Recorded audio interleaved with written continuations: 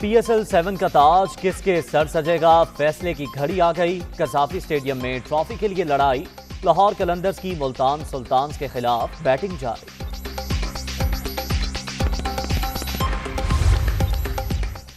बड़े इवेंट का फैसला कुन मार्का क्रिकेट बुखार 104, शायकीन की बड़ी तादाद कज़ाफी स्टेडियम में मौजूद, अपनी अपनी पसंदीदा टीम की फतह का यकीन।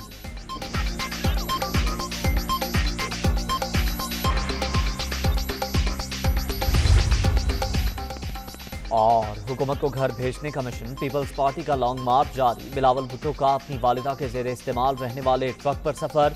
अवामी मार्च हुकूमत के खिलाफ ऐलान जंग है, बहुत बर्दाश्त कर लिया, अब कठपुतली की रुखसती का वक्त आ गया। इस्लामाबाद पहुंचने के बाद हमला करके इनको भगाएंगे, मुल्क में जमहूरी निज़ाम लाएंगे, पीपी चेयरमैन की ललकार।